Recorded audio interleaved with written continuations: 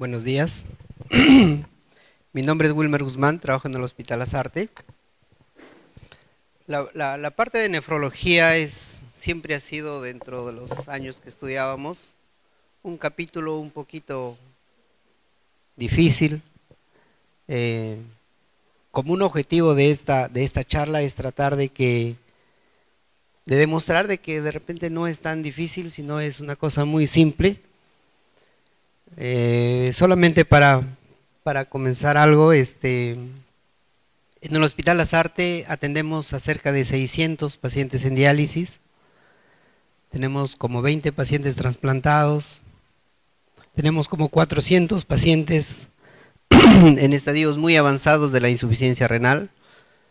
Pero bueno, el motivo de esta charla es cómo muchas veces estos pacientes llegan a emergencia o en algunas circunstancias como algunos pacientes aún cuando no requieran diálisis de alguna manera necesitan una atención de nefrología. Entonces, eso es lo que trataremos de hacer.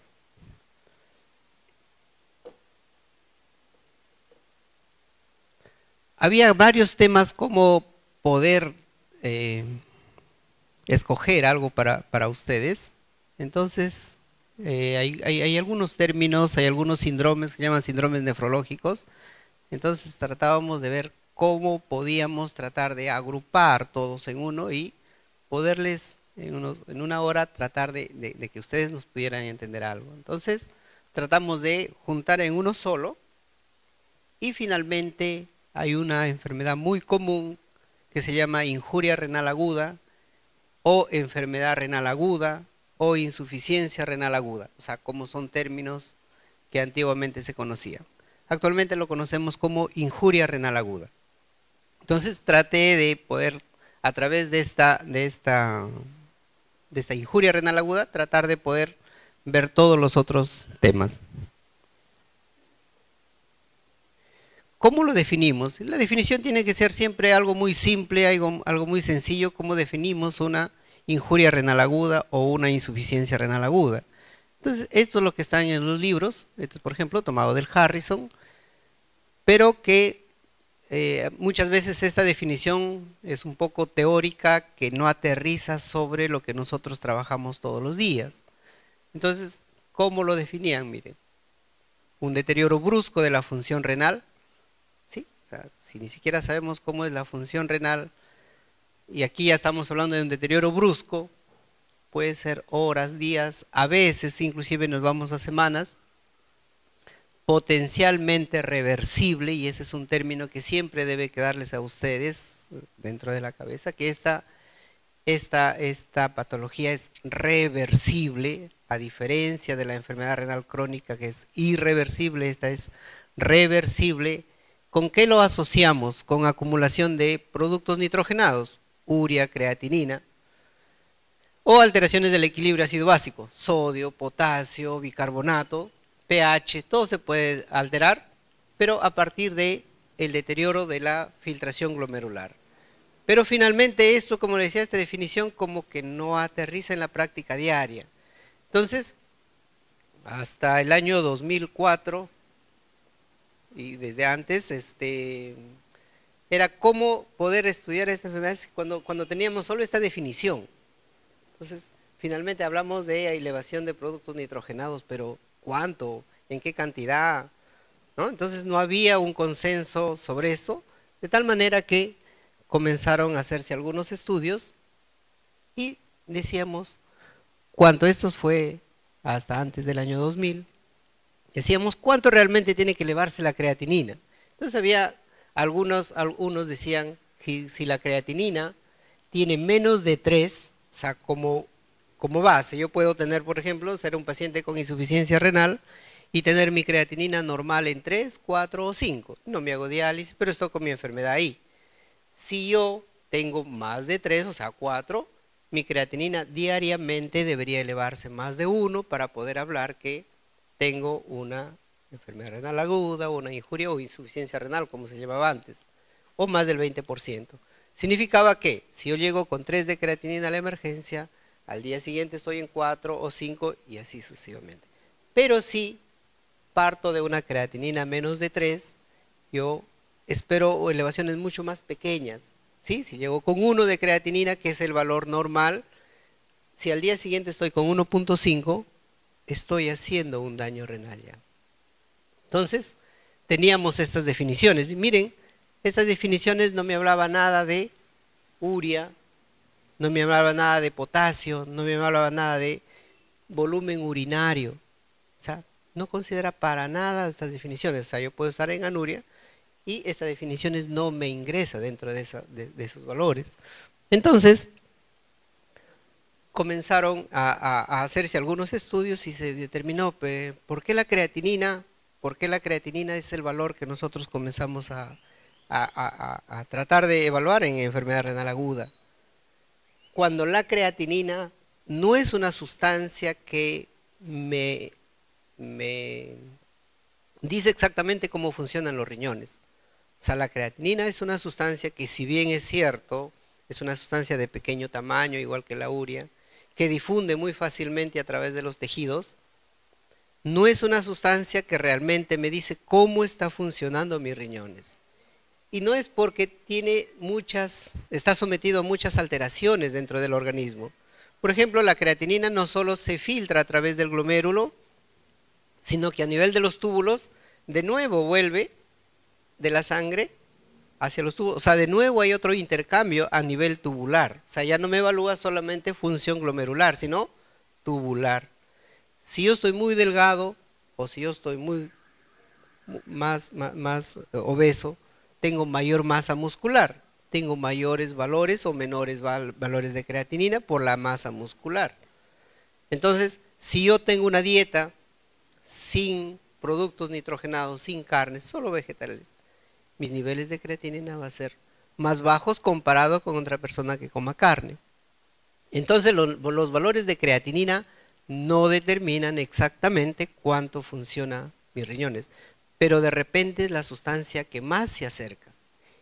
Y a partir de que comprendamos que la creatinina no es el mejor indicador de daño renal, es que después comienzan a buscarse sustancias. ¿Qué sustancias podrían evaluarme realmente cómo funcionan mis riñones? Entonces vamos a ver eso despuesito. Entonces la creatinina no era el mejor valor. Sí, por ejemplo, ¿qué pasa? Miren, yo puedo tener un deterioro muy brusco de mi función renal. Por ejemplo, se ligan mis uréteres por una cirugía o una deshidratación severa. Yo sé que mis riñones están dañándose. Pondríamos este momento cero. Sí, la doctora hablaba hace ratito de un síndrome de lisis tumoral. Me dio un tratamiento de quimioterapia y mis células se comenzaron a destruir. Mayor acumulación de productos nitrogenados a mi riñón, síndrome de lisis tumoral, comenzó acá. Y miren cómo es que la creatinina comienza a elevarse, pero cómo ha sido el daño. O sea, la creatinina comienza a elevarse más tardíamente respecto al daño que se está produciendo en mis riñones. Significa que la creatinina se eleva más tardíamente que el daño. O sea, no es un buen indicador de daño renal. Y entonces comenzaron a hacerse otras formas de definir la enfermedad renal aguda, o sea, ya no el término de insuficiencia renal aguda, sino comenzaron a cambiarse. ¿Sí? En el año 2000 sale esta clasificación que se llamó la clasificación Rifle, que trató de poner como estadios a esta enfermedad, porque es distinto yo tener una creatinina que normalmente tengo 1, al día siguiente estoy 2, o un paciente que lo tengo con creatinina de 8, después, por ejemplo, de un traumatismo, de una intoxicación, por ejemplo, por metales, o después de haber recibido una toxina de araña. Sí, o sea, es totalmente distinto. Entonces, por ejemplo, ayer, un paciente que había estado trabajando tranquilamente, que hace 2 años tenía cálculos, no le molestó más, y de pronto, estando en Lima, hace bruscamente anuria. Anuria. Y llega a la emergencia del hospital con 14 de creatinina. Así, bruscamente, el despierto, caminando, lúcido, pero con sus análisis de 14 de creatinina y 5 días de anuria. Había estado en Lima y esperaba llegar hasta acá a Trujillo para ser atendido acá. Entonces es distinto ese paciente con 14 de creatinina del paciente que yo lo estoy siguiendo en el hospital, llega con 1 de creatinina y al día siguiente está con 2. Este de aquí de frente me va a 14. Entonces comenzamos a hablar de que este es como un proceso que yo lo puedo ir siguiendo, que tiene una forma de inicio, que va teniendo un curso y que va teniendo resoluciones después. Acuérdense del concepto que decía reversible. Entonces yo tengo que ir conociendo ese proceso. Entonces, estas definiciones o estas clasificaciones ya me dicen, hay un paciente en riesgo. ¿Cuál? ¿Cuál es el riesgo? Es cuando el paciente aumenta su creatinina más de 1.5 por el día. Injuria, este es un riesgo nada más, o sea, el paciente llega normal con una deshidratación, su creatinina en 1 y el día siguiente está 1.5. A ese paciente yo lo vigilo porque es un paciente en riesgo, yo digo, este paciente puede complicarse.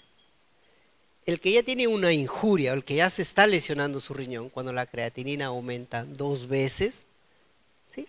Falla cuando ya la creatinina está 3 veces el valor normal, pérdida de la función renal cuando esto ya tiene más de 4 semanas, ya no estoy hablando de días, y enfermedad renal crónica terminal es cuando esto ya tiene más de 3 meses y ingresa a la definición de enfermedad renal crónica terminal que probablemente necesita diálisis.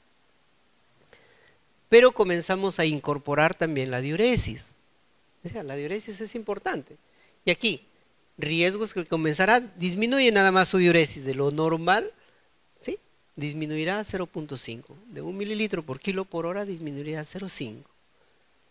En 6 horas, me permite determinar el tiempo nomás. Yo sigo 6 horas a mi paciente y veo que orina esta cantidad, digo, este paciente está en riesgo. Si voy siguiendo los 6 horas y sigue orinando menos, aun cuando la creatinina podría estar normal, ya tengo otro criterio que me va sirviendo, el volumen de orina. O cuando este paciente persiste con menos de 0,3 mililitros por hora, o sea, orinan muy poco ya estos pacientes. Como este paciente decía, de frente ingresa en anuria, estaba acá de frente. O sea, ni siquiera estaba yo pasando de riesgo que se va a dañar su riñón, no, ya se dañó. Entonces comenzaron a hacerse estudios de alta sensibilidad, de alta especificidad. Entonces comenzaron a ver por qué era útil, ya no la definición anterior de simplemente si tiene creatinina más de 3 o menos de 3, sino comenzaron a ver de otros factores. ¿Y para qué nos servía esto? ¿Para qué nos, perdón, aquí hay otra clasificación más adelante, o sea, esto ya fue hecho en el 2004. Entonces, de que no solamente hablábamos de los valores de 1.5 o de 2 de creatinina o de 3 veces, sino lo incorporábamos la diuresis, solamente que esto es una clasificación ya internacional, que como que la comunidad inicialmente en nefrología, pero ya esto a nivel internacional dijeron, sí, esa es la clasificación que debemos tener para la enfermedad renal aguda o la insuficiencia renal. Se llaman criterios aquí. Entonces, estos son los criterios finalmente con los cuales nos hemos quedado para definir lo que es enfermedad renal aguda. ¿Sí? Consideramos no solamente creatinina, sino además diuresis. ¿Sí? Entonces, por cualquiera de los dos lados yo puedo estar clasificando a mi paciente con esto.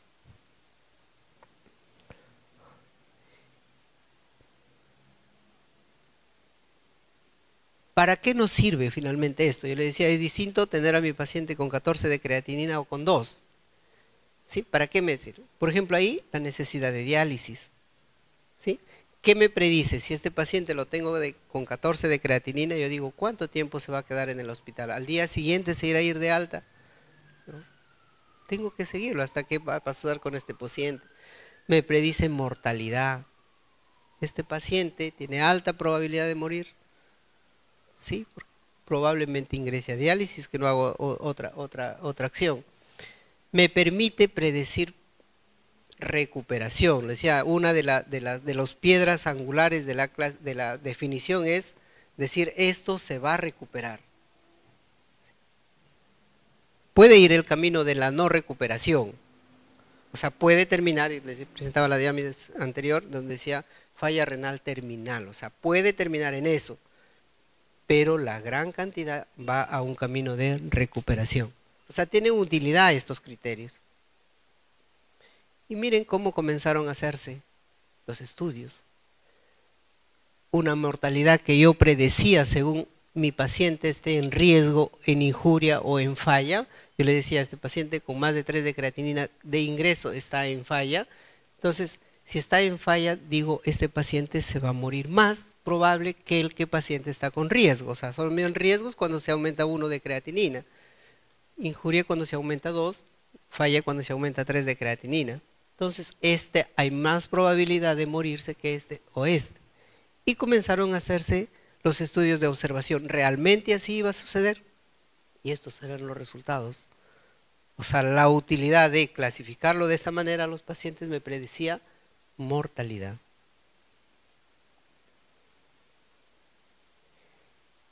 Y igual que en enfermedad renal crónica, dijimos esto es un camino que el paciente lo comienza estando en un estado normal, sometiéndose a un riesgo. El paciente que les digo, ¿cuál sería el riesgo? Serían los cálculos. O sea, el paciente ya era un paciente en riesgo. Otro paciente será un paciente, por ejemplo, que tenga quistes, otro paciente será un paciente diabético, un paciente que vaya a hacerse una tomografía y será el contraste que la vamos a poner. ¿Sí? Será el riesgo que lo vamos a someter a este paciente. El daño y los deterioros de la función renal ya comienzan acá. Ya no solamente a este paciente en riesgo comienza a dañarse. Y miren, este paciente puede terminar muriéndose a partir de una falla renal aguda. Pero yo les decía que nosotros podíamos nosotros podemos predecir estancia, nosotros podemos predecir mortalidad, nosotros podemos predecir recuperación. ¿Cómo lo clasificamos en general? Es una clasificación desde hace muchísimos años. Es una clasificación que no ha cambiado. Lo tomamos al riñón como el órgano central y digo, las causas, ¿sí?, son prerrenales antes del riñón, son en el mismo riñón o son después del riñón. Muy simple es la clasificación, por eso les digo, muy simple es prerrenal. Todas las causas que me hacen disminuir el flujo de sangre que va a ir al riñón.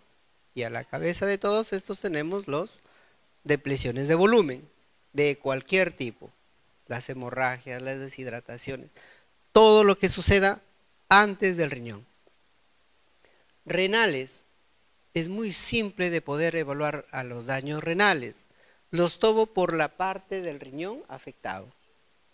Pueden afectarse los vasos del riñón, pueden afectarse los glomérulos, pueden afectarse los túbulos o pueden afectarse el intersticio del riñón. Entonces tendré enfermedades glomerulares, enfermedades vasculares, enfermedades intersticiales o enfermedades tubulares. O sea, por la parte del riñón que se afecta. Por ejemplo, algo muy simple. La función de los glomérulos es filtrar. La primera función del riñón es filtración. Filtra agua, electrolitos, y hay sustancias o elementos que no los deja pasar. Uno de ellos es las proteínas y otro de esos son los elementos celulares. Si yo encuentro en mi paciente, y esta es una evaluación muy simple, proteínas en la orina, que es una función del glomérulo, no dejar pasar proteínas en la orina. Si yo encuentro proteínas en la orina, es muy simple poder extrapolar que mi daño es glomerular. Me voy a la función de los túbulos. La función de los túbulos es la reabsorción y la secreción de sustancias. ¿Qué sustancias? Principalmente tenemos electrolitos, bicarbonatos, sodio, fosfato. Entonces, muy simple, me voy al examen de orina, pero el examen de orina es tan útil. Voy al examen de orina, ¿qué encuentro? Encuentro sodio aumentado, sodio bajo, potasio alto, potasio bajo. Encuentro la concentración de la orina, la osmolaridad de la orina. ¿De quiénes son funciones esos? De los túbulos. Entonces, voy a tener una enfermedad tubular. A los vasos tenemos las vasculitis. Todas las enfermedades inmunológicas que dan como afectación vasculitis, tendré lesión en los vasos del riñón. Los analgésicos que me producen una nefritis intersticial me dará un proceso inflamatorio a nivel no del glomérulo, no de los vasos, no de los túbulos, sino a nivel del intersticio.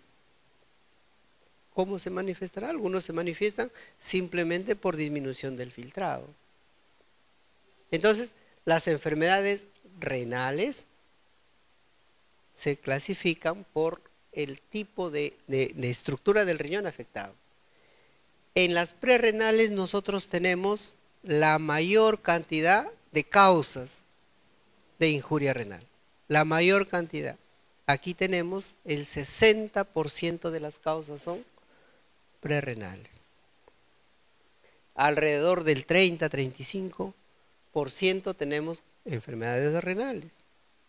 Y solamente el 5% son enfermedades postrenales. O sea, pasó el riñón y ahí comenzó los problemas. Entonces tendremos enfermedades por el sitio de la obstrucción. Las causas de la obstrucción son múltiples, pero en gran cantidad nosotros lo vemos los cálculos. De ahí tendremos los tumores, tumores ureterales, tumores vesicales, la próstata, la hipertrofia prostática, todos ellos me darán enfermedades postrenales. Este paciente que le digo, bruscamente hace anuria, enfermedad postrenal obstructiva por un cálculo. ¿Sí? Entonces, estas serán las causas. Entonces, es muy fácil de poder orientar a un paciente. Entonces, le digo, lo primero es, mi paciente tiene una historia clínica. ¿Viene y por qué viene el paciente? Usualmente no va a venir porque se elevó su creatinina, o sea, sería muy raro que se haga un análisis de pronto solo creatinina se eleva, por alguna razón se ha hecho. Vendrá con alguna historia. Aquí que tendremos historias de deshidrataciones, sangrados, esas historias tendremos acá. Acá, en los exámenes de orina, alguna cosa tendrá el paciente. Si es una enfermedad glomerular con proteínas en la orina, el paciente podrá estar hinchado. Lo hago el examen de orina, encuentro proteínas en la orina. ¿Sí? Las tubulares, un paciente, les cuento, un joven de 30 años, vigilante, trabaja nocturno y hace una semana comienza a alzar pesas. Hace una semana comienza a alzar pesas. Entonces, no hacía este ejercicio más antes, sino lo comienza a hacer recién. Como tenía dolor por el ejercicio, comienza a ponerse diclofenaco. ¿Sí? Entonces, los 2 primeros días con el dolor, de ahí comienza con diclofenaco. Eso llegó la semana pasada. Llega por emergencia porque comenzó con náuseas y vómitos. Un día sábado llega con náuseas y vómitos al hospital. Solo náuseas y vómitos. Consulta primero con el gastroenterólogo. ¿Por qué las náuseas y por qué los vómitos? Le hacen una endoscopia y no encuentran absolutamente nada. Llega a la emergencia porque los náuseas y los vómitos persistían. Llega a la emergencia y lo único que encuentran en los exámenes era creatinina en 8 y la urea en 200. Miren, como únicos datos. Y hasta ahí a veces nosotros, la pregunta es, ¿y qué lo causó esto? ¿No? ¿Qué lo causó esto? Entonces, como era la parte por ejemplo, la parte del ejercicio, no, inicialmente en la parte de la historia no estaba esto porque lo tomaban como que era algo habitual. Estoy haciendo ejercicio, sí, pues no había hecho ejercicio, recién había comenzado a hacer ejercicios. Por el dolor comienza a ponerse un nefrotóxico. ¿Sí? ¿Qué estaba haciendo? Liberación de gran cantidad de productos nitrogenados de su organismo, a gran acumulación a nivel de sus riñones, y estaba haciendo una enfermedad tubular. una rhabdomiólisis. Le pedimos un CPK total en la emergencia y el valor normal es menos de 200 y él tenía 2000. La comenzamos a hidratar nada más porque el problema es falta de hidratación y el paciente ya se fue de alta, ¿no? Entonces, yo le digo, a veces esas historias están como cosas comunes. Les cuento otro caso. Es un paciente que teníamos en diálisis nosotros, se hacía todas las veces su diálisis, y a un paciente con insuficiencia renal crónica recibiendo diálisis. En sus análisis que lo hacemos cada 2 meses, lo encuentra un colesterol de alrededor de 300 y comienzan a darle estatinas, atorvastatina. Se va al cardiólogo porque también tenía sus citas con cardiología y le dice, pero no es solamente elevado el colesterol, también tienes elevado los triglicéridos. Por lo tanto, debo adicionarte otro medicamento. Y le adiciona genfibrosilo.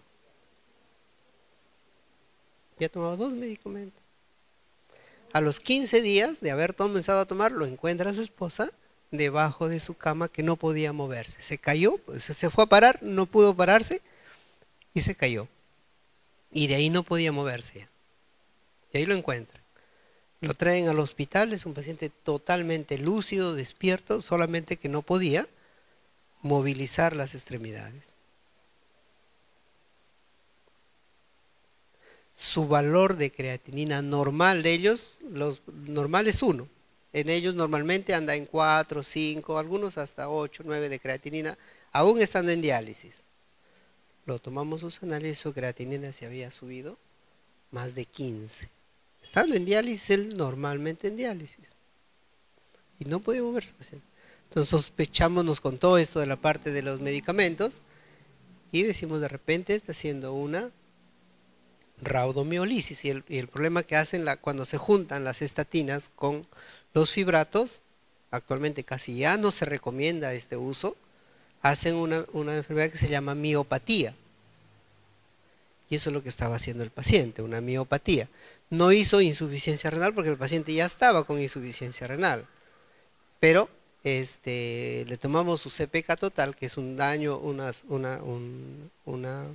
sustancia de lesión muscular, y lo encontramos en 25.000. ¿Se le digo? Miren, son fallas renales o injurias renales o insuficiencias renales agudas comunes que nos podemos pasar a nosotros mismos o nosotros podemos ocasionarle a un paciente. Los nefrotóxicos, más comunes todavía. Los aminoglicósidos. Les cuento, por ejemplo, llega una señora de 83 años de Pacasmayo a la emergencia porque tenía fiebre, le hacen unos exámenes en la emergencia y lo encuentran una infección de vías urinarias. El tratamiento fue amikacina.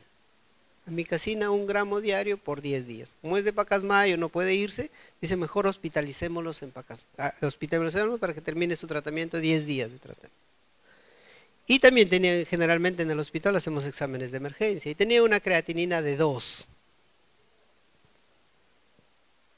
Se va a hospitalizar y a los 8 días nos llaman ese doctor, el paciente tiene una creatinina de 10. ¿Y ahora qué pasó? El paciente ingresó con 2, tiene 10. ¿Me cumple mi definición de enfermedad renal o injuria renal aguda? Sí. Elevación brusca de creatinina, de productos nitrogenados. La señora seguía orinando normal. Vamos a ver, ¿qué pasó acá? Entonces encontramos como tratamiento de la infección urinaria la amikacina. Dosis de 1 gramo como a cualquier persona. De ahí nomás la dosis estaba para una persona mayor, la dosis hay que corregirla. Segundo, el paciente de ingreso ya tenía una injuria renal, estaba en riesgo. O sea, y por eso la definición como que nos abre los ojos y nos dice, si este paciente está en riesgo, oye, piensa un poquito antes de que lo des a cualquier tratamiento.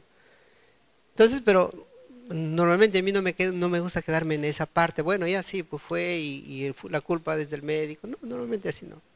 Y era mamá de un médico y mamá de una enfermera. Entonces yo lo voy a evaluar. En la tarde estaban en mi consultorio diciéndome, doctor, ¿qué ha pasado? ¿No? Usted ya lo he evaluado, ¿qué ha pasado? Dígame qué ha pasado con mi mamá. Porque ya le dijimos que ella estaba ya un poco somnoliente, le dijimos que probablemente tengamos que hacerle diálisis. Entonces llegó a pedirme explicaciones, ¿qué ha pasado? No, ¿qué le vas a engañar a un médico? ¿Qué le vas a decir? No, no sé qué ha pasado. Digo, ¿sabe, no? Entonces la han estado poniendo a mi casina todos los días. Entonces me voy al residente, porque pasa, visita a un médico, pasa un residente, pasa un interno. Pasa a mí y digo, ¿qué pasó acá? O sea, vamos a buscar vamos a buscar dónde nos hemos equivocado. Pero yo digo, cuando se equivoca uno, nos equivocamos todos. Somos un sistema, somos una familia. Si se equivoca uno, nos equivocamos, somos parte del sistema. ¿Qué pasó? Entonces, cuando lo entrevisto al residente, le digo, ¿tú sabes que, que, que la amicacina es tóxica, es nefrotóxica? Sí sé.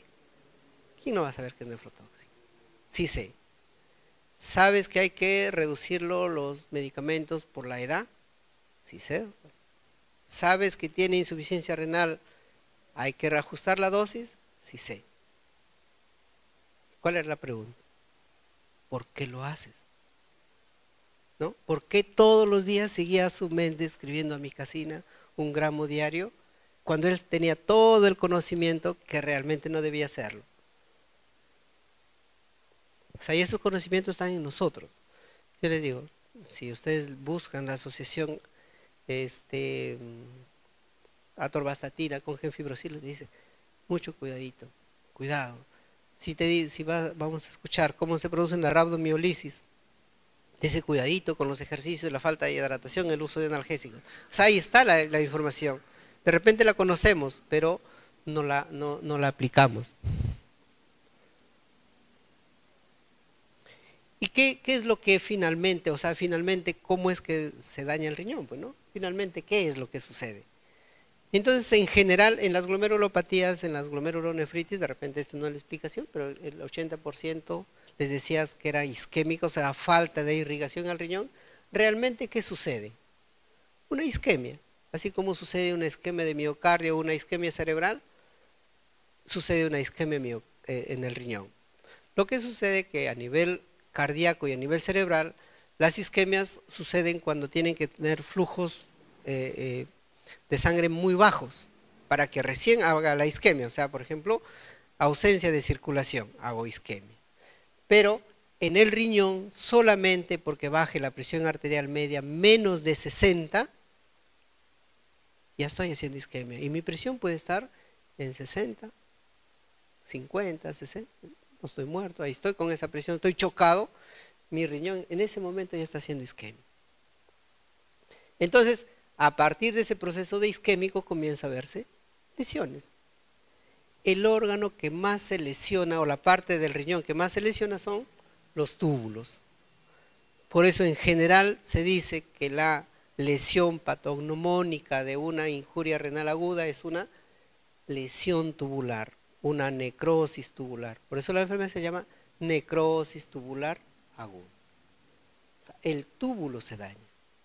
Y vamos a ver por qué se daña el túbulo. ¿Sí? Pero comienza a dañarse los túbulos, comienzan a perder una serie de alteraciones de estructura de las células tubulares y comienzan a dañarse dentro de los túbulos, comienza a liberarse estas bombas sodio, potasio, PTasa, comienzan a haber obstrucciones tubulares. Todo esto finalmente me da tasa de filtración glomerular disminuida, o sea, incremento de creatinina. Pero el origen todo fue la isquemia. Y por el otro lado, como hay isquemia, me va lesionando los vasos y comienza a activarse todo un sistema inflamatorio. Entonces, finalmente, hay una isquemia que me activa un proceso inflamatorio y por el otro lado, una lesión de túbulos.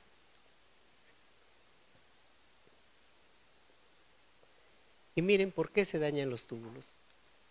¿Se acuerdan? los glomérulos mayormente en la corteza, los túbulos mayormente dentro de la médula renal, tenemos corteza y médula, ¿sí? Los glomérulos más a nivel de corteza, el asa de Henle y el túbulo contorneado proximal, túbulo distal y los conductos colectores. Muy bien. Lo que sucede es que la circulación, se llaman las arterias arcuatas, la circulación mayormente se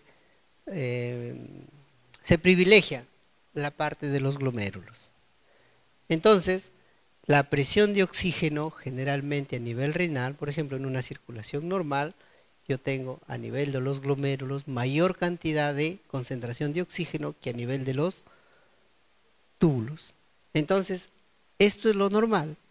Si yo llego con menos sangre a nivel del riñón, es lógico que la zona que menos tiene irrigación es la que más se va a lesionar, se va a destruir totalmente, porque a las justas le llega oxigenación. Si ahora todo eso más bien lo bajo más, esto seguirá bajando más. Entonces los glomérulos o las células que están a nivel del glomérulo se preservan y las células de los túbulos se deterioran, se necrosan. Entonces la enfermedad se llama necrosis tubular aguda. Pero felizmente los túbulos son epitelios.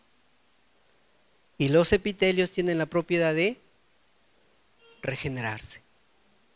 ¿Sí? Como un epitelio, como la piel, como un tejido de mucosas digestiva. Se recupera, se regenera. Entonces nosotros también podemos tener la posibilidad de recuperar. Esta es la forma microscópica, cómo está la saturación de oxígeno, cómo se van lesionando.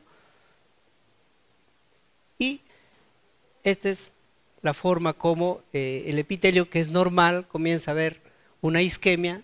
Y les decía, hay lesiones estructurales. Esto es la desestructuración del epitelio tubular, son células, estos comienzan a tomar tapones en el mismo túbulo, pero puede ir de nuevo a una regeneración. Por eso les digo, esto es reversible. ¿Por qué? Porque estas células se regeneran y pueden de nuevo formar un epitelio normal. Y el problema es comprender esto, ¿sí? ¿Cuánto tiempo va a pasar en esto? Si yo les digo, el paciente tiene hoy día creatinina de 15 porque sus túbulos se obstruyeron de orina porque los uréteres se taparon con un cálculo y se destruyeron estos túbulos. ¿Cuánto tiempo yo voy a esperar a que esto se regenere? Yo siempre les pregunto a los alumnos, les digo, si yo me corto una herida o me operan, me hacen una cicatriz, ¿cuánto tiempo espero para que esté sano? 12 días. Le dicen, retira los puntos a los 10 días. Si a la cara te dicen menos tiempo.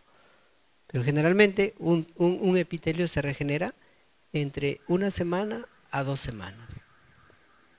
Entonces, este es el tiempo que yo también debo esperar para que se recupere mi paciente. ¿Sí? Y esto es más o menos lo que va sucediendo. ¿Sí? Injuria, lesión prerrenales, comienza a destruirse las células epiteliares, pero finalmente comienza un proceso de reparación. Entonces, si mi paciente llegó chocado a la emergencia, fue a cuidados intensivos, creatinina 10, no orina, tengo que hacerle diálisis, yo tengo que proyectarme unos 2 semanas para decir, doctor, este paciente lo vamos a dializar 2 semanas, porque en 2 semanas recién yo espero un proceso de regeneración. Sí, en 2 semanas, si no, no hay manera. Entonces, el otro día me llamaban de un hospital porque había una niña que hizo una injuria renal aguda o insuficiencia renal aguda y necesitó hacerle diálisis y le dijeron, señor, su hija se va a quedar en diálisis y tienen que hacerle ya pensar de que va a vivir con diálisis. Entonces le digo, ese razonamiento será correcto.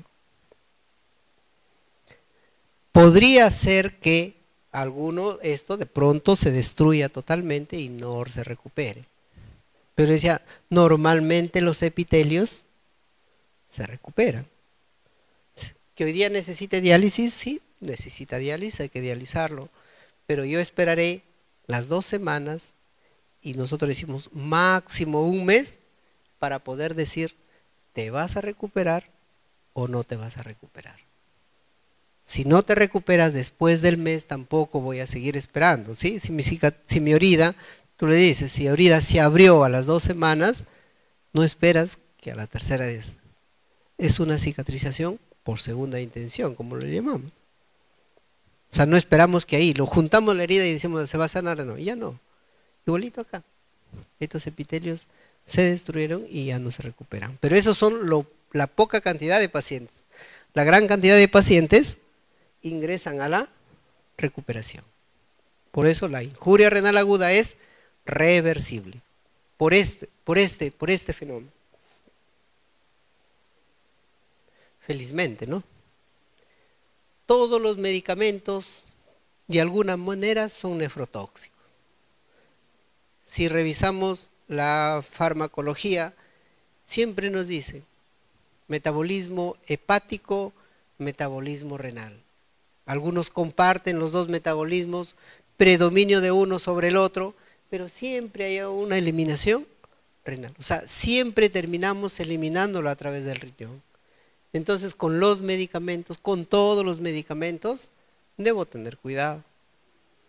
Si el paciente es un paciente normal, de repente nosotros que estamos ahí aparentemente normales, de repente no podría tener cuidado.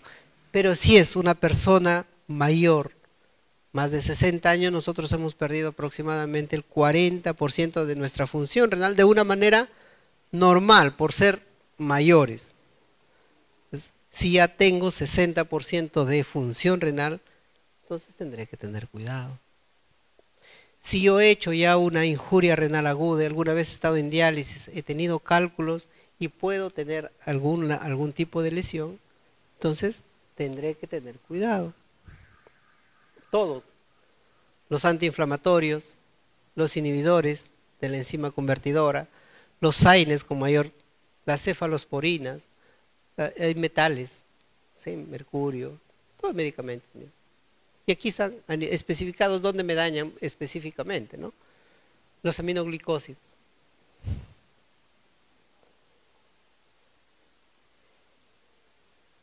Los aminoglicósidos, por ejemplo, les contaba, de repente me detengo un poco en los aminoglicósidos y en los AINES, porque es una cosa común que utilizamos. Y porque los aminoglicósidos son inclusive, actualmente es más controlado, pero son medicamentos que la misma farmacéutica los indica. ¿Sí? Entonces, ¿cómo me hacen daño, por ejemplo? Me pongo hoy día una micacina o 2 o 3, ¿inmediatamente me hace daño? No, me hace a los 8 días daño. ¿Qué tiene que ocurrir, por ejemplo, con la micacina? Llega a través del flujo sanguíneo, ¿sí? A las células tubulares, estos se supone que son aminoglicósidos, ¿sí? Todos se comienzan a reabsorber, ¿sí? Se reabsorben hasta la célula, esta es la célula epitelial, ¿sí? Y tienen que irse hasta los lisosomas. En los lisosomas comienzan a generar un proceso de destrucción del lisosoma y el lisosoma comienza recién a destruir por el lisosoma. Entonces, ¿cuántos lisosomas tendrá que destruirme para que recién me haga un daño? Nosotros hemos nacido con 1 millón de glomérulos en un lado y 1 millón en el otro lado. Miren, 1 millón. Y se supone que los glomérulos, las nefronas son las unidades funcionales, como si fueran riñones pequeñitos cada uno. Por eso se llaman unidades funcionales. Para que vayan destruyendo y que finalmente me den una creatinina elevada. ¿Cuántos de estos destruiré? Me pusieron 7 días de aminoglicósidos. De repente ni siquiera mi creatinina subió o se elevó, pero ya me está haciendo estos daños. De repente hoy día no sube mi creatinina. De repente después me toman una tomografía, será contraste, que me daña otras células más.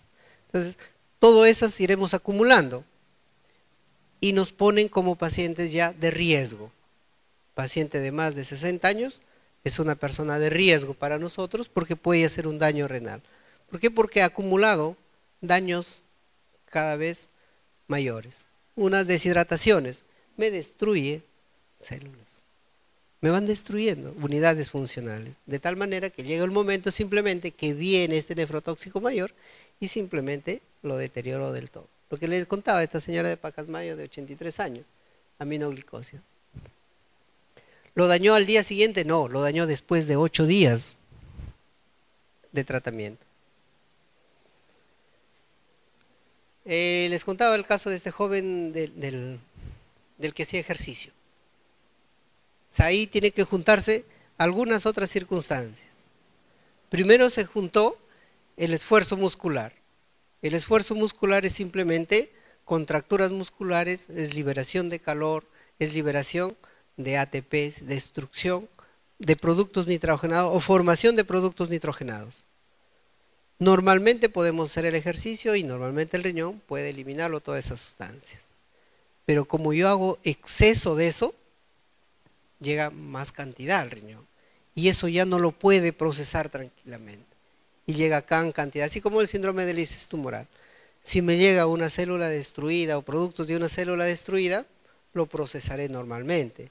Pero si me llega miles de células destruidas o miles de productos celulares destruidos, ya no caben a través del riñón. Entonces comienzan a lesionar, ¿sí?, a nivel renal. Y no solamente hacen ese tipo de lesión, o sea, por la cantidad de toxinas que llegan, sino que en caso de rhabdomiolisis hacen una extensa vasoconstricción intrarrenal. Aquí a nivel de la arteria renal se genera una gran cantidad de sustancias tóxicas que lo hacen que todo esto se haga una vasoconstricción severa. Entonces todo el flujo desaparece acá. Por eso las rhabdomiolisis son tan severas, tan agresivas. Por ejemplo, la rhabdomiolisis también lo vemos después en los síndromes de aplastamiento muscular, después de accidentes de tránsito, extensas lesiones de caídas, de golpes, extensa lesión.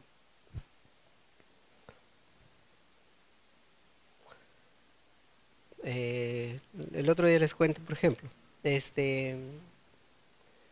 iban a operar a un paciente aparentemente sano de una rinoplastía. Por todo su medio interno estaba bien, una rinoplastía. El paciente creo que de repente hay anestesiólogo, lo ponen, están despiertos con anestesia, pseudoanalgesia, creo lo hacen nada más, pero el paciente conversando, lúcido, tranquilamente ahí, esperándolo de su nariz. Y hace como un año, esa luz cambió de proveedor de soluciones de agua destilada y cloruro. Cambiaron como siempre en concurso, cambia de proveedor. Y esta vez traen una agua destilada y un cloruro que eran exactamente iguales. Las mismas, solo cambiaban los nombres, pero más o menos la forma, los colores eran exactamente iguales. Solo en uno decía cloruro de sodio y el otro decía agua destilada. Y lo demás exactamente iguales. De pronto están operándolo como media hora a este paciente y entra otro anestesiólogo. Mire el frasco y le dice, oye, ¿qué le están poniendo? Y le estábamos poniendo agua destilada. Y había pasado la mitad del cloruro, del agua destilada, la mitad del frasco había pasado al paciente. Y el paciente ahí mirándote, y el paciente atento a todo lo que estaba sucediendo. Y ahí es donde a veces comienzan nuestros problemas de actitud, ¿no? O sea, ahí comenzamos a veces a culparnos, oye, no he sido, ¿por qué no has traído? Y finalmente el paciente peor, porque está percibiendo todo eso. Entonces le dice, ¿y ahora qué va a ocurrir? ¿Qué va a ocasionar? Bueno, alguien dice, sí, se va a hacer hemólisis. Si hace hemólisis, ¿qué va a suceder? ¿Qué se daña? Se daña el riñón. A ver, entonces ponle una sonda, le dice. Ponle una sonda Foley. Y le ponen una sonda Foley. Le dice, ¿hay orina? No, no hay nada. No hay nada. Y el paciente mirando todo lo que estaba pasando.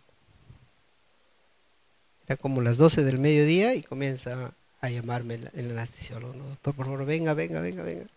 Pero hazme una consulta. No, vente ya, me decían, vente ya. O sea, lo único, a veces en esos momentos actuamos y en ese momento nos desconocemos hasta nosotros mismos. ¿Sí? O sea, ¿qué va a pasar con este paciente? Entonces, es conocer la fisiología, es conocer la fisiopatología que está detrás de eso. Hay una hemólisis, va a haber una hemólisis, ya se hizo la hemólisis. ¿Qué va a suceder? Su hemoglobina va a disminuir, sus glóbulos rojos se destruyeron, ¿qué se libera? Se libera la hemoglobina libre, y la hemoglobina libre es tóxica, porque la hemoglobina debe ir en el eritrocito, ahí debe estar. Libre es tóxica, y a nivel renal genera una toxicidad directa. Entonces, pero si yo digo, me hace una falla renal aguda, ¿sí? A nivel de los túbulos es tóxico. Digo, ¿los túbulos se regeneran? Sí, no ha habido una injuria mayor. ¿Podrá pasar esto? Sí. ¿Necesitaré hacerle diálisis? ¿Necesitará que este paciente va a hacer diálisis todo el tiempo? ¿Se va a quedar? De repente sí, de repente no, pero lo más probable es que no, según mi exposición. Entonces, pero ¿cómo lo explica el anestesiólogo eso, no? Él necesitaba que yo la explique eso al paciente. Igualito, lo mismo que yo les digo, le digo al paciente, mire, esto es lo que sucede, no le vamos a mentir porque usted lo ha visto. ¿Qué le vamos a engañar? No orina, no orina porque ya se lesionó ahorita.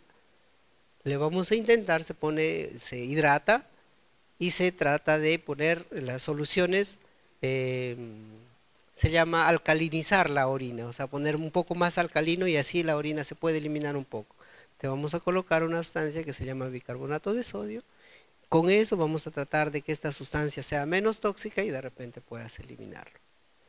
De repente llegues a diálisis, sí, pero puede ser transitorio, pasajero y después vas a mejorar. ¿Voy a quedar bien después? Yo creo que sí vas a quedar bien. El paciente ahí, en la emergencia, no lo sacaban de sala de operaciones ahí, monitorizándolo. Y el anestesiólogo, no me creen, que me tuvo ahí hasta las 6 de la tarde, hasta el que el paciente comenzó a orinar. ¿Por qué? Porque no, por nuestra desesperación de nosotros, o sea, nos equivocamos, ¿no? Entonces, eso nos puede suceder en cualquier momento a cualquiera de nosotros, por errores. Los contrastes, mire, muy común. Los contrastes, la colocación de contrastes. ¿Qué lo indicamos a un paciente? Por ejemplo, mañana se va a hacer una tomografía del cerebro. Un señor de unos 80 años en quienes sospechamos que puede tener trastorno del... Se olvida frecuentemente, digo, de repente tiene un tumor en el cerebro, voy a tomarle una tomografía. 80 años. Ahora los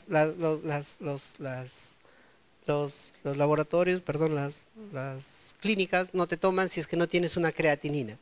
Porque antes lo tomaban nada más. Ahora sí, te piden una creatinina y te dicen, si no tienes creatinina normal, no lo hago. Felizmente ya hacen eso. Pero ¿qué lo indicamos al paciente? Le decimos, ¿sabe qué? Mire, tome su cena. Pero ¿cómo va a ir a la tomografía? ¿Comiendo? ¿Tomando agua? No, ¿qué le decimos? No coma nada. Va a la tomografía a 8 de la mañana y si es en el hospital, ¿a qué horas creen que lo hace? A las 11, 12 o 1 de la tarde. Ya no es solamente 8 horas de ayuno, sino se convierten en 12, sin hidratarlo. Es un señor de 80 años, sus glomérulos, sus riñones ya está de por sí deteriorado. Y viene el contraste. Y todavía si sale mal le ponemos más o lo volvemos a tomar. ¿Cómo me daña el contraste? Por toxicidad directa a nivel tubular. Como si me dejara sin oxígeno. Entonces, mire, son cosas que hacemos todos los días. De repente si no lo hago un seguimiento, ni me cuenta, me di que mi creatinina se subió y después bajó de nuevo. ¿Por qué? Porque es una injuria renal aguda, o sea, recuperativa. Pero sí, el paciente fue diabético, ya tenía una creatinina de 1.5, ¿sí? No solo se juntó la glucosa que estaba alta y que ni siquiera lo pedí en ese momento, sino que encima el paciente ha estado recibiendo algún contraste, si por el dolor estaba recibiendo un antiinflamatorio, se van juntando. Finalmente el paciente llega a la emergencia para hacerle diálisis, ¿no? En algo que podemos evitarlo. Entonces, la hipoperfusión es la piedra aquí que me está causando de una injuria, de una respuesta normal. Por ejemplo, el anestesista, ¿qué hace? Coloca medicamentos para la sedación, para la anestesia. Son medicamentos vasodilatadores. Lo único que te causa es una extensa vasodilatación. Y a veces el paciente, como respuesta a eso, no orina. Y a veces nos llaman, doctor, no orina el paciente. No orina, le pone la anestesia, pues hace vasodilatación, ¿qué hace? No llega sangre a los riñones. En ese momento está haciendo una respuesta funcional, o sea, está funcionando normal la persona. Si yo le pongo menos presión a mi paciente, como simulo un paciente chocado, es lógico que nadie orina. En ese momento estoy chocado, la respuesta es no orinar. Pero eso comienza a transformarse ya en lesiones propias renales.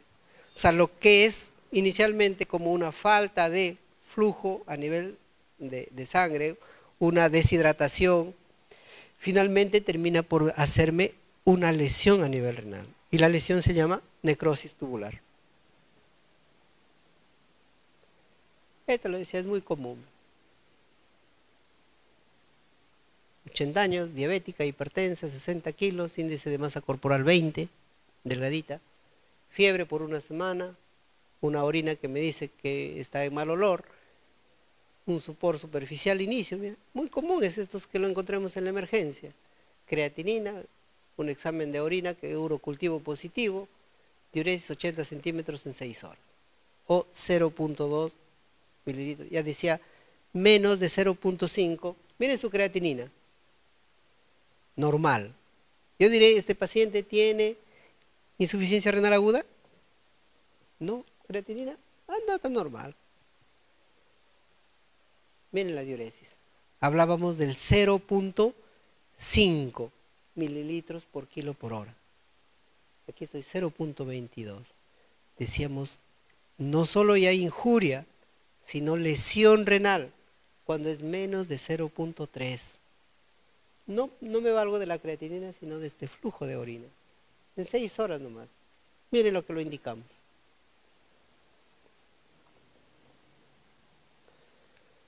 Sus presiones, que no son presiones, le hidrato, ¿y qué tengo al paciente? Lo hidraté. El paciente está mejor, ¿sí? Glasgow de aquí somnolienta, ahora está despierta, lúcida, pero ¿qué tengo? Miren, creatinina 2.1. ¿Por qué al inicio no lo detecté y por qué después de 24 horas, cuando yo lo he hidratado, cuando los tengo bien, por qué recién lo estoy detectando acá? Pues digo, no nos valgamos de la creatinina. La creatinina por sí sola no me decide daño renal. ¿Qué me estaba diciendo está dañándose los riñones? El volumen de orina. Sí, el volumen de orina me está diciendo, esta señora va a ser de lesión. La creatinina, al día siguiente, como está lesionado ya, la creatinina es lógico que se vaya subiendo. Si las células han entrado en un proceso de necrosis tubular, es lógico que al día siguiente yo lo voy a tener en 3, en 4 y voy a terminar haciéndole diálisis a esta señora. ¿Por qué? Porque sus células ingresaron en el proceso de necrosis tubular aguda. Tendré que esperar 2 semanas para ver si este paciente terminó de sacarlo de la diálisis. ¿Por qué? Porque va a ser regenerado.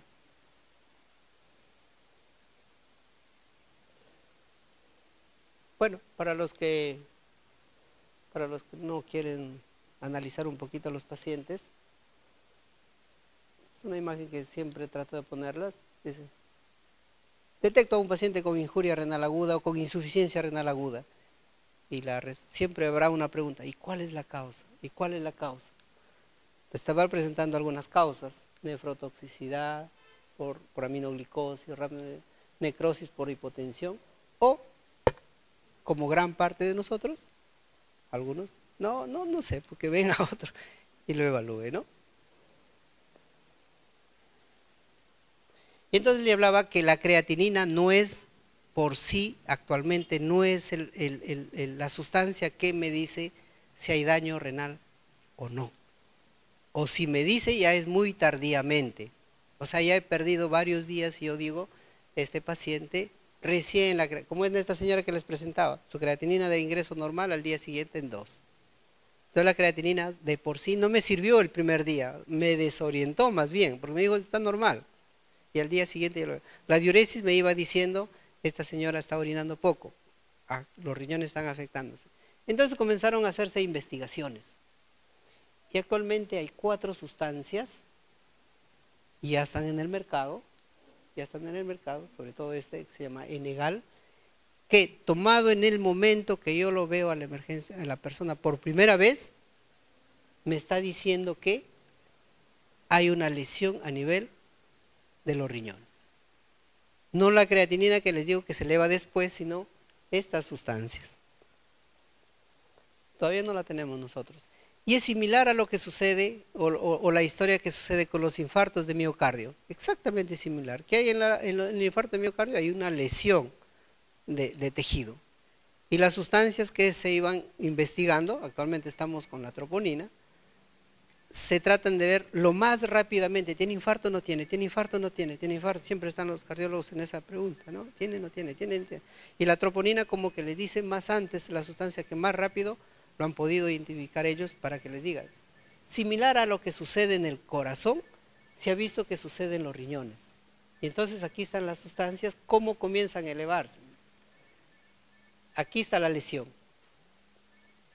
Y esta sustancia que se llama Enegal, que ya está en el mercado, si yo lo hago en la sangre o en la orina, me está diciendo, si ya se elevó, este paciente va a ir a una lesión renal progresiva después. Su creatinina todavía se eleva después. ¿Sí? Entonces actualmente ya podemos, estos se llaman biomarcadores, tenemos 4 sustancias, ¿sí? Que probablemente en algún momento ya comiencen a llegar hacia nuestros países, pero que lo tenemos en el mercado ya. O sea, y me van a detectar, ya no voy a necesitar los criterios, no es nada, simplemente, ¿cuándo está su Enegal? Es igual como lo dicen los cardiólogos, ¿cómo está su troponina? Como que los orienta mucho más rápido a decir, ¿tiene o no tiene un infarto? Nosotros ahí diríamos, ¿tiene o no tiene alguna lesión a nivel renal? Igualito lo mismo, es los mismos marcadores, pero en orina. Lo que yo les decía, ¿sí? La lesión renal tiene una historia natural que comienza con un inicio, comienza con un proceso de extensión, con un proceso de mantenimiento y una recuperación. ¿A partir de qué se recupera? De que las células tubulares entran en regeneración. ¿Cuánto tiempo? 2 semanas, le decía, máximo 3 semanas. Esto mucho lo vemos nosotros en sepsis. ¿Cuántos pacientes hacen injurias renales asociados a la sepsis? Solo con sepsis, 19%. En sepsis severa, o sea, en sepsis con daño de un órgano, en shock séptico, 51%. La mortalidad de un paciente con shock séptico y injuria renal aguda es 80%. O sea, una mortalidad, por eso le decía, nos ayuda a predecir mortalidad. Esto es más o menos la fisiopatología, cómo en la sepsis se comienza a afectar el riñón, pero tiene que ver finalmente con una vasoconstricción o con una disminución o con una perpetuación de una isquemia. ¿Qué sucede? Isquemia a nivel de todo el organismo de esta persona, y que aquí estamos evaluando la parte del riñón. Nosotros vemos un paciente con sepsis, ¿podremos evitar esta isquemia? ¿Podremos hacer que de una isquemia nada mal que está sucediendo a nivel de todos los tejidos vaya a una insuficiencia renal? O sea, era una pregunta eso, ¿podré evitarlo esto? Y hace muchos años, ¿sí?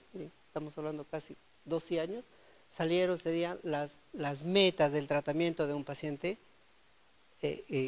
chocado con shock séptico. Entonces, si yo trato de lograr todas estas metas, por ejemplo, la saturación de oxígeno, por ejemplo, la hemoglobina, la presión venosa central, o sea, si yo logro todos esos objetivos, recién podría decir que trato de evitar lo que estos pacientes hagan una insuficiencia renal. Esta es una sola lámina para decirle que era un tema controvertido hasta hace como 5 años, usar o no diuréticos en pacientes con insuficiencia renal. Algunos aún lo siguen utilizando. ¿Sí? Estos son ya metaanálisis, estudios controlados, en los cuales se ha visto que los diuréticos son más dañinos que beneficiosos. Y aún en algunos cuidados intensivos se sigue poniendo a grandes dosis. ¿Sí? Simplemente ya están contraindicados. O sea, no ayudan absolutamente en nada. O sea, tengo un paciente que no orina, tiene falla renal aguda, no debo poner los diuréticos. ¿Sí? Eso ya es un consenso, eso ya no está en estudio, ya no está en discusión. No debo poner diuréticos a un paciente con falla renal aguda. Decía, si de repente les queda el mecanismo, es lesión, ¿sí? No es lesión. No hay forma de que los diuréticos la puedan ayudar. Otro tema era, ¿qué pongo para mi paciente chocado? Coloides, Hemacel o solución salina. Igualito ya se sabe que simplemente solución salina o cualquiera de los dos, actualmente más se prefiere solución salina que más barato. Y los dos son exactamente iguales para que mi paciente vaya mejor. O sea, no necesito escoger qué soluciones, sino simplemente solución salina. ¿Cómo trato de...? Finalmente, este es un síndrome y nosotros casi no tratamos síndrome, nosotros tratamos enfermedades. ¿Sí? Este es un síndrome, un conjunto de enfermedades. Siempre hay una causa. A esa tengo que tratarme de dirigir, a esa causa. Evitar nefrotóxicos. Siempre mantener un volumen. Yo decía, el riñones funciona en base a volumen. Tengo que asegurarme un volumen sanguíneo adecuado en estos pacientes. ¿Cuánto es lo adecuado? Presión arterial media más de 70. Con más de 70 estoy seguro que mis riñones están con una perfusión adecuada. Menos de 60, ¿no?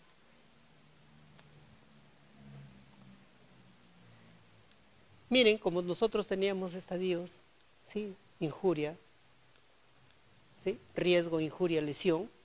Entonces, tratamos de ver algunas consideraciones.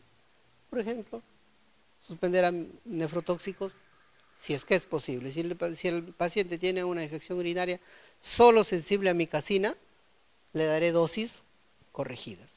Solo es sensible, pero si lo puedo evitar, mejor lo evito. ¿Sí?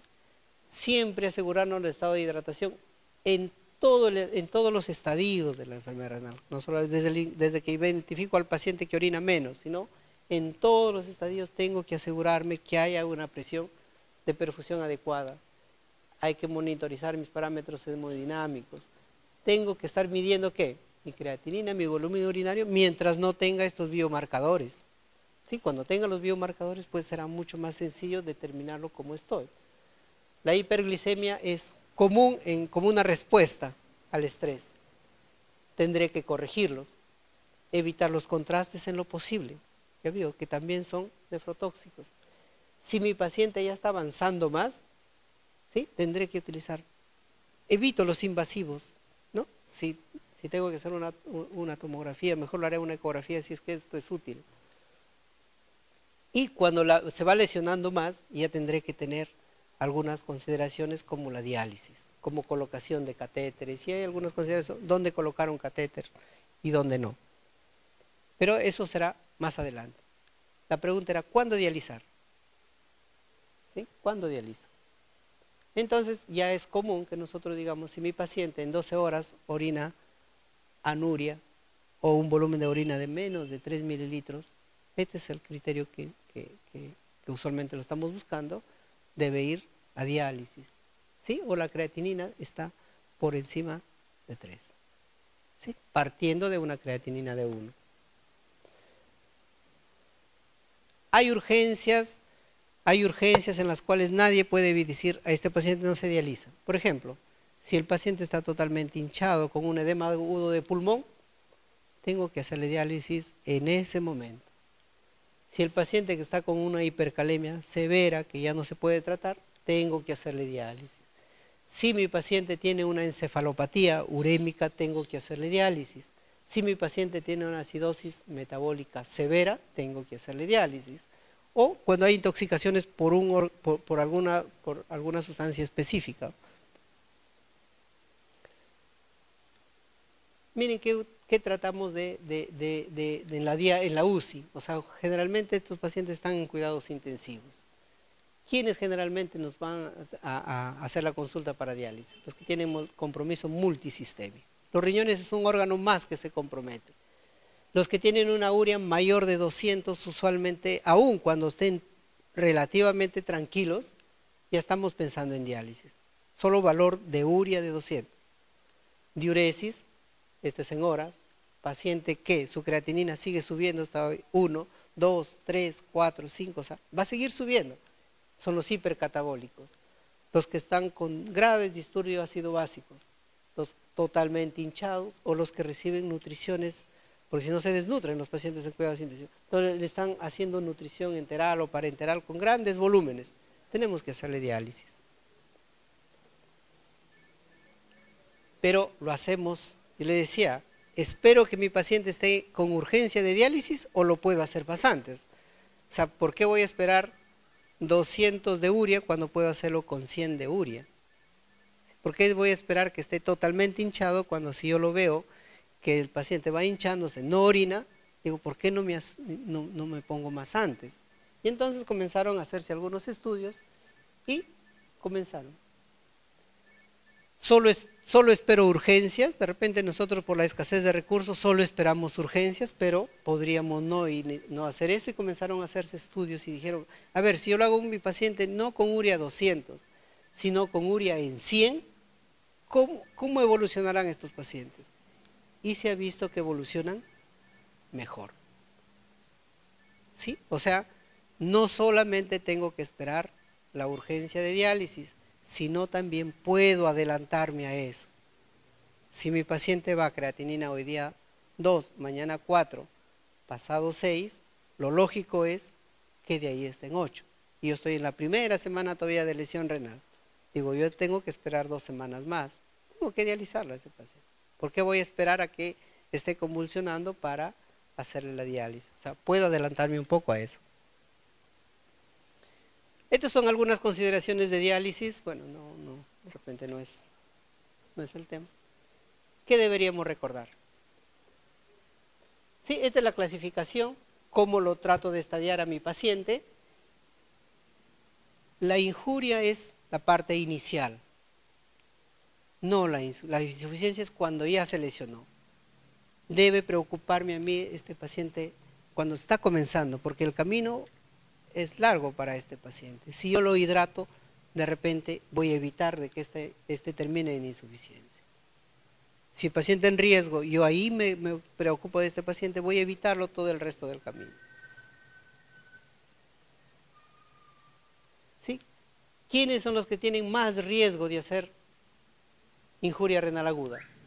Los pacientes diabéticos, los pacientes con mayor edad, los usuarios de AINES, los usuarios de los que usan diuréticos. Miren, este será mi paciente, mi grupo de riesgo. En ellos voy. Si un paciente que tengo diabético tiene 60 años y hace una infección urinaria, me detendría a pensar bonito qué le voy a poner o cómo lo voy a vigilar. Aminoglicósidos, te digo, es lo común, ¿sí? Indicamos muy rápido los aminoglicósidos. Solo 7 días, ¿sí? Solo 7 días a dosis corregidas, no más de 7 días. Los pacientes con sepsis. La sepsis no es solamente es falta de perfusión tisular. ¿Qué tengo que hacer? Hidratar, hidratar, hidratar, hidratar a este paciente desde el inicio. Si hay alguna pregunta me la hace.